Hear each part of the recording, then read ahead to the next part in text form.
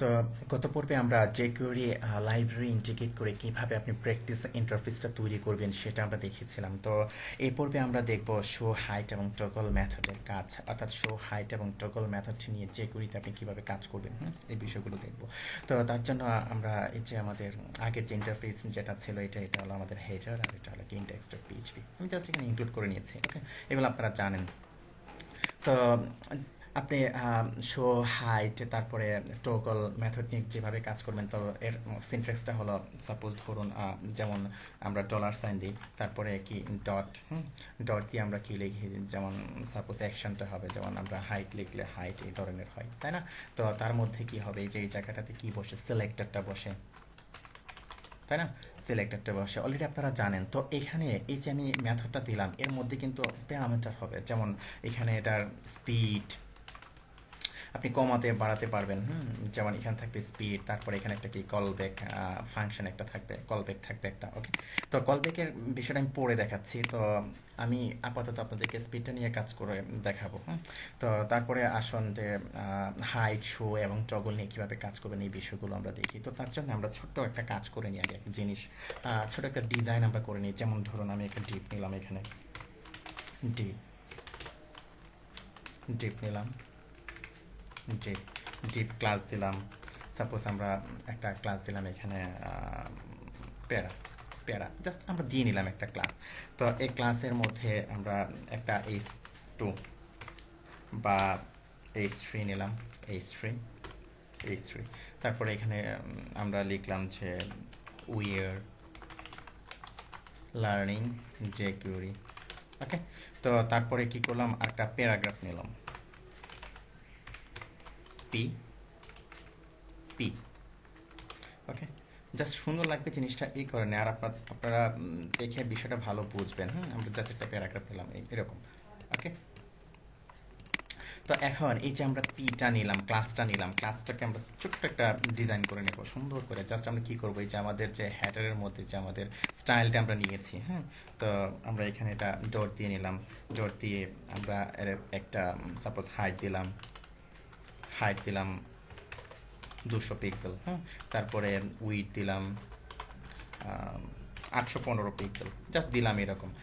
তারপরে একটা ব্যাকগ্রাউন্ড দিলাম, সাপোজ ধরুন ব্যাকগ্রাউন্ড দিলাম আমরা সাদা, আর একটা বর্ডার দিলাম 1 পিক্সেল সলিড, সাপোজ ধরুন আমি দিলাম 999। ওকে, প্যাডিংয়ে দিলাম, প্যাডিং 5 পিক্সেল প্যাডিং দিলাম। ওকে, জাস্ট একটু দিয়ে নিলাম। তো এখন সেভ দিলাম। তো সেভ দেওয়ার পর আচ্ছা এটাকে সেভ দেওয়া হলো। আমরা যদি এটাকে রিফ্রেশ করি, আমরা দেখবো যে আমাদের ইন্টারফেসটা চলে আসছে। তো আমরা ইচ্ছা করলে পেয়ারিং আমরা 15 পিক্সেল করে দিই, চলে আসছে।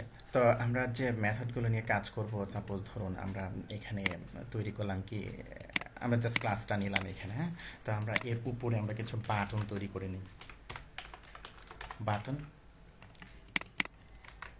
বাটন যে ফাংশনগুলো অর্থাৎ যে মেথডগুলো নিয়ে কাজ করব, সাপোজ আইটি দিয়ে আমরা চাচ্ছি যে হাইট, হাইট হাইট মেথড নিয়ে কাজ করব। তারপরে আছে শো, শো। তো সাপোজ এখানে আইডিতে আমি দিলাম যে শো, অর্থাৎ আপনাকে একটা সিলেক্টর দিয়ে নিতে হবে, আইডি দেন আর ক্লাস দেন। তারপরে আমি চাচ্ছি যে টগল, টগল, এখানে টগল আপনার মতো করে আপনি দিলেন, সেভ দিলাম। তো এখন জাস্ট এটাকে আমরা মার্জিন টপ করে দিই, মার্জিন টপ 10 পিক্সেল করে দিই, তাহলে দেখতে একটু ভালো দেখা যাবে। উপর থেকে একটু ছাড়বে, রিফ্রেশ দিলাম, এই যে চলে আসলো হাইট, শো, টগল, তাই না? তো একটু বড় করে নিই,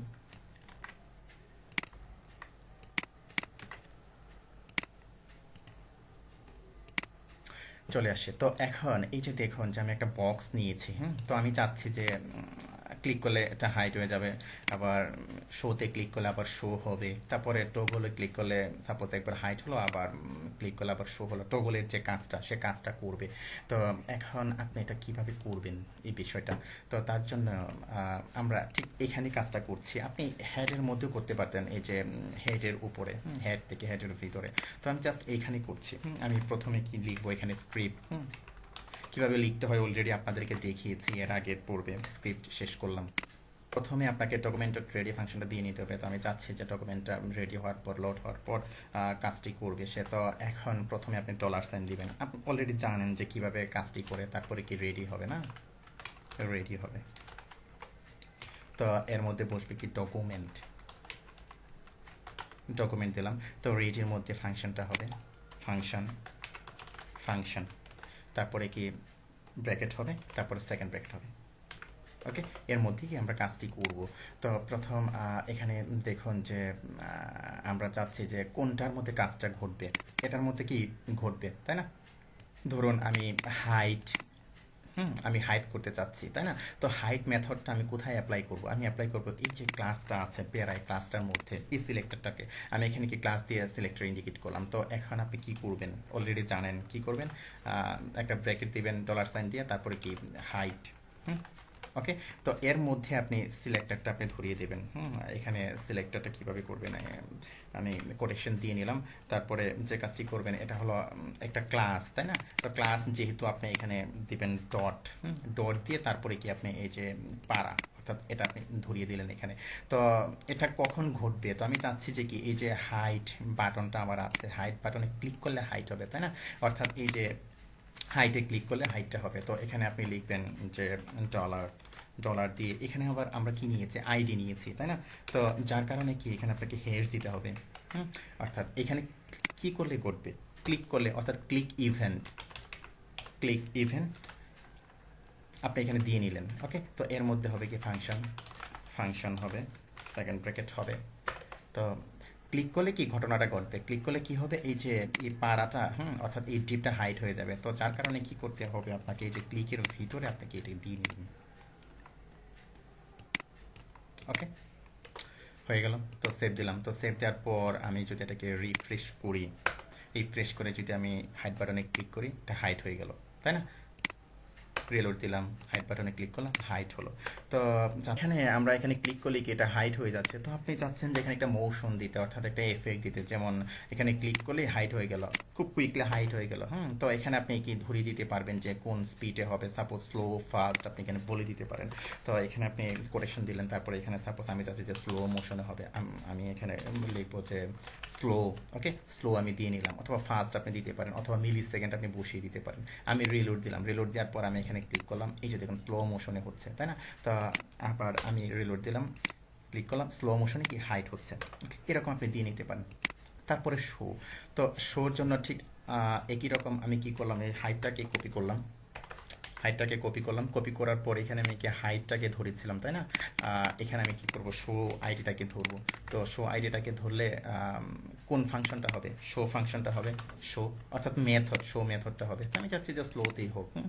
তো এখন যদি আমি রিলোড দিই, রিলোড দেওয়ার পর আমি কি ক্লিক করলাম, কি হাইট হয়ে গেল, তারপরে শোতে ক্লিক করলাম, শো হলো, ক্লিক করলাম, হাইট হয়ে গেল, শোতে করলাম কি শো হলো, কত সুন্দর হলো। তো এটা কি আমি দুইটা বাটনে ক্লিক করে আমি কাজটা করছি, তাই না? তো আমি চাচ্ছি যে না, একটা বাটনে ক্লিক করে আমি দুটো কাজ একসাথে করে ফেলবো। তো এটা কিভাবে করবেন, এটা করার জন্য জাস্ট কি করবেন, এখানে সাপোজ ধরুন আমি এটা এখানে কপি করলাম। এখানে এই যে টগল একটা ম্যাথড আছে, টগল, এখানে আমরা লিখবো যে টগল, টগল দেবো।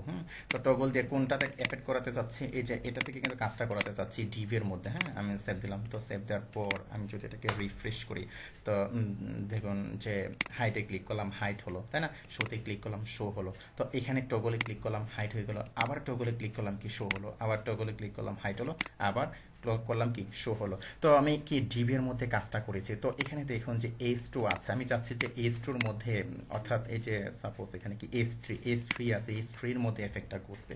তো আমি কি করলাম, এখানে এই যে পাড়ার জায়গায় আমি কি করলাম, এই সিলেক্টরটা এখানে ধরিয়ে দিলাম। ওকে, সেভ দিলাম। তো সেভ দেওয়ার পর আমি কি করলাম, এটাকে রিফ্রেশ করলাম, রিফ্রেশ করার পর আমি কোথায় দিয়েছি, টগলে দিয়েছি, তাই না? টগল মেথডের মধ্যে কি আমি টগল করতে যাচ্ছি, আমি H3-কে, অর্থাৎ এই যে পাড়ার মধ্যে H3 আছে। ওকে, তো আমি ক্লিক করলাম, এই যে চলে গেছে, আবার ক্লিক করলাম, এই যে আবার আসছে, আবার ক্লিক করলাম, এই যে চলে গেল, আবার ক্লিক করলাম, কি শো করলো, তাই না? তো আবার যাচ্ছেন যে না, আমি প্যারাগ্রাফটাকে করব। তো প্যারাগ্রাফটাকে করার জন্য কি করবেন, এই যে পিটা এখানে দিয়ে নেবেন, খুব সহজ, পিটা এখানে দিয়ে নেবেন। তো সেভ দিলাম।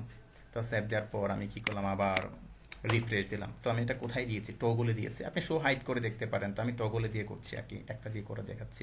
তো ক্লিক করলাম, এই যে দেখুন চলে গেছে আমার প্যারাগ্রাফটা। আবার ক্লিক করলাম, এই যে প্যারাগ্রাফটা চলে আসলো। আবার ক্লিক করলাম, চলে গেল। আবার ক্লিক করলাম, এই যে আসলো।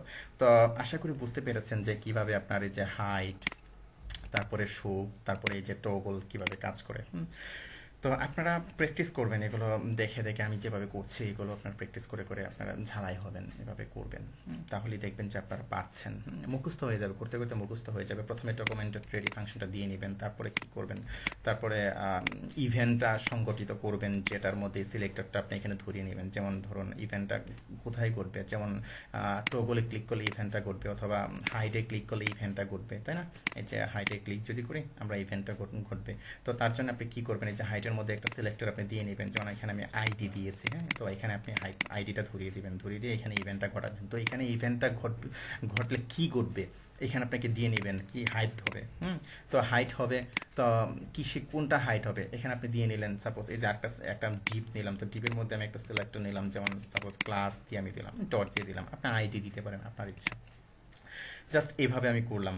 তো এখানে আপনি দিয়ে নিতে পারেন স্লো, ফাস্ট, অথবা মিলি সেকেন্ড, 1000, এরকম আপনি দিয়ে নিতে পারেন আপনার ইচ্ছা। যেমন সাপোজ ধরুন আমি এখানে টগলের মধ্যে ফাস্ট করে দিলাম, ফাস্ট। ওকে, সেভ দিলাম। তো সেভ দেওয়ার পর এখন রিফ্রেশ করলাম, রিফ্রেশ করার পর টগল দিলাম, খুব ফাস্টলি এটাকে চলে গেল। আবার দিলাম, খুব ফাস্টলি আসলো। অথচ দেখুন এখানে যদি হাইড করতে চাই কত স্লোলি হচ্ছে।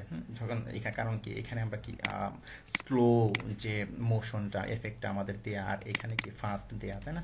তো এখানে ক্লিক করার পর খুব ফাস্টলি হচ্ছে, তাই না? তো আশা করি বুঝতে পেরেছেন যে কিভাবে কাজগুলো করলাম। তো পরবর্তী পর্বে আরও নতুন কিছু দেখাবো আপনাদেরকে। তো আজকে এ পর্যন্তই, ধন্যবাদ।